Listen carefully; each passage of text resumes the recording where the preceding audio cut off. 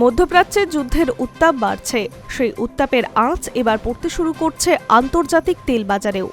এমন পরিস্থিতিতেই ভারতের জন্য এক গুরুত্বপূর্ণ সিদ্ধান্তের কথা ঘোষণা করল ডোনাল্ড ট্রাম্পের প্রশাসন। আপাতত ৩০ দিনের জন্য রাশিয়া থেকে তেল কেনার অনুমতি পেল ভারত। যুদ্ধের আবহে জ্বালানি সরবরাহে যাতে বড়সড় সংকট তৈরি না হয় সেই লক্ষ্যেই এই অস্থায়ী ছাড়পত্র দেওয়ার কথা বলছে কূটনৈতিক বিশেষজ্ঞরা। আসলে সম্প্রতি রাশিয়ার ওপর নতুন করে নিষেধাজ্ঞা জারি করেছে আমেরিকা। ইউক্রেন যুদ্ধের প্রেক্ষাপটে পশ্চিমী দেশগুলি দীর্ঘদিন ধরেই মস্কোর ওপরে অর্থনৈতিক চাপ বাড়ানোর চেষ্টা করছে।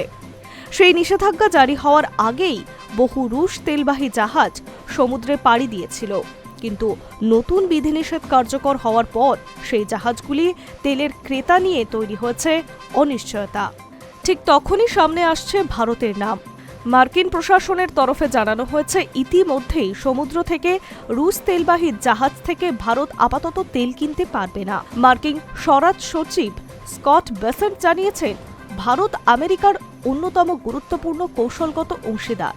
বর্তমানে যুদ্ধ পরিস্থিতিতে বিশ্বজুড়ে শক্তি সম্পদের সরবরাহ বন্ধ হয়ে গেলে তা আন্তর্জাতিক অর্থনীতির জন্য মারাত্মক আঘাত তৈরি করবে।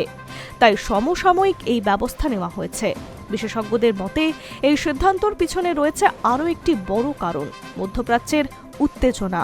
হরমুজের পরিস্থিতি ঘিরে ক্রমশ জটিল হচ্ছে পরিস্থিতি।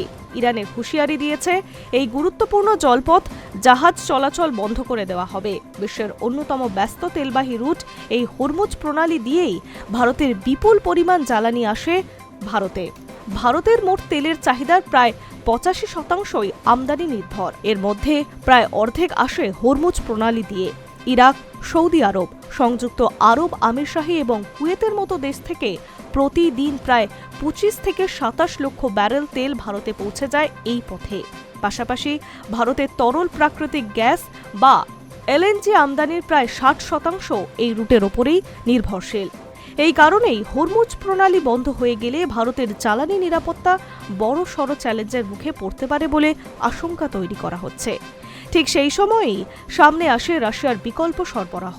জানা গিয়েছে, ভারত সমুদ্র সীমার আশেপাশে এই মুহূর্তে প্রায় ৯৫ লক্ষ ব্যারেল রুশ তেলবাহী জাহাজ অবস্থান করছে।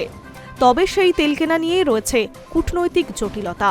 কারণ আমেরিকার নিষেধাজ্ঞা অনুযায়ী রুশ তেল কিনলে ভারতের ওপরে অতিরিক্ত শুল্ক বা অর্থনৈতিক চাপ তৈরি হতে পারত।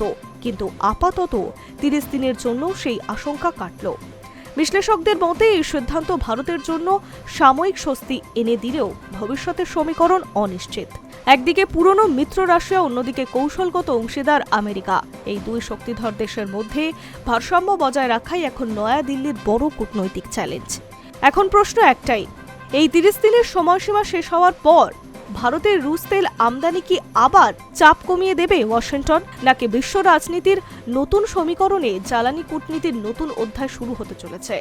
সময় তার উত্তর দেবে। Hi news network.